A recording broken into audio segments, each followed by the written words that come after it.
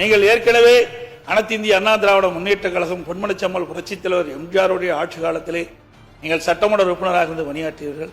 மாண்புமிகு அம்மாவுடைய காலத்திலும் சட்டமன்ற பணியாற்றியவர்கள். சட்டமன்ற பேர விதிகள் முழுவதும் நன்றாக தெரிந்தவர்கள். சிறப்பான முறையிலே பேசக்கூடியவர்கள்.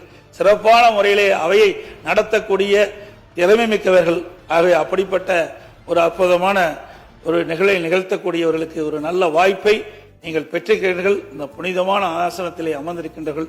எங்களுக்கும் அனைத்து இந்திய அண்ணா திராவிட முன்னேற்ற கழகம் மட்டுமல்ல, அனைத்து எதிர்க்கட்சிகளுக்கும் போதுமான நேரத்தை ஒதுக்கி கொடுத்து மக்களுடைய பிரச்சனையை அரசுடைய கவனத்துக்கு எடுத்து செல்வதற்கு நீங்கள் நல்ல வாய்ப்பை தர வேண்டும் என்ற இந்த நேரத்திலே தெரிவித்து, மாண்புமிகு முதலமைச்சராக பொறுப்பேற்றுள்ள மாண்புமிகு முதலமைச்சர் அவர்களுக்கும் எனக்கு இதயபூர்வமான நல்வாழ்த்துக்களை இந்த நேரத்தில் தெரிவித்துக் கொள்கின்றேன்.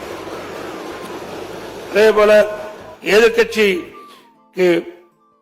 எதிர்க்கட்சி தலைவராக பொறுப்பேற்றுக்கிடும் தங்களுக்கும் மாண்புமிகு அமைச்சர் பெருமக்களுக்கும் இங்கே வெற்றி பெற்று தேர்ந்தெடுக்கப்பட்டிருக்கிற அனைத்து சட்டமன்ற உறுப்பினர்களும் எனது மனமார்ந்த நன்றி தெரிவித்து விடைபெறுகின்றேன். நன்றி, வணக்கம்.